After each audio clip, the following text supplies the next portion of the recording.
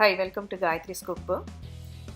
இந்த வீடியோவில் நம்ம ராஜ்மா மசாலா, அதாவது ரெட் கிட்னி பீன்ஸ் யூஸ் பண்ணி பண்ணுற கிரேவி வந்து எப்படி பண்ணுறதுன்னு பார்ப்போம். இதுக்கு முதல்ல இந்த ரெட் கிட்னி பீன்ஸை குறைஞ்சது ஒரு 5-6 மணி நேரமாவது ஊற வச்சுட்டு, அதுக்கப்புறம் குக்கரில் ஒரு 3 விசிலுக்கு வேக வச்சு எடுத்து வச்சுக்கோங்க. அப்புறம் வெங்காயம், தக்காளி எல்லாத்தையும் நறுக்கி வச்சுக்கோங்க.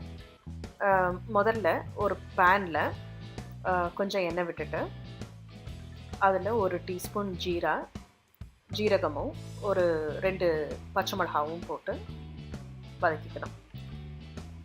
அந்த ஜீரா நல்லா பொரிஞ்சதுக்கு அப்புறமா வெங்காயத்தை போட்டு வெங்காயத்தையும் நல்லா வதக்கிக்கணும்.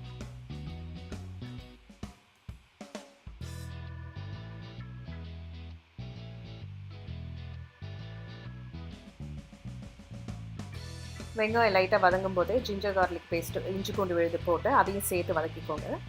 அதுக்கப்புறம் கொஞ்சமாக மஞ்சப்பொடி, இதுக்கு தேவையான உப்பு, அப்புறம் ரெட் சில்லி பவுடர் 1 டீஸ்பூன், அப்புறம் தனியாத்தூள் 1 டீஸ்பூன் எல்லாத்தையும் போட்டு கொஞ்சமாக ஆயில் விட்டு, அதுக்கப்புறம் இந்த மசாலா குக் பண்ணுறதுக்காக கொஞ்சமாக தண்ணி ஆட் பண்ணி அந்த மசாலாவோட ஸ்மெல்லாம் போகிற வரைக்கும் நல்லா குக் பண்ணணும். அதுக்கப்புறம் தக்காளியை சேர்த்து வேக விடணும். இந்த தக்காளியும் நல்லா வெந்ததுக்கப்புறமா அந்த வேக வச்சுருக்கிற அந்த ரெட் கிட்னி பீன்ஸில் கொஞ்சத்தை எடுத்து பேஸ்ட்டாக மிக்சியில் அரைச்சிட்டு இந்த கிரேவியில் சேர்த்து கொதிக்க விடணும்.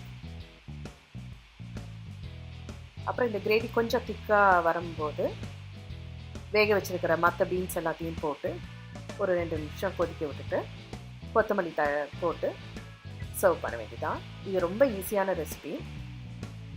செஞ்சு பாருங்கள். எப்படி வந்ததுன்னு கமெண்ட் பண்ணுங்கள்.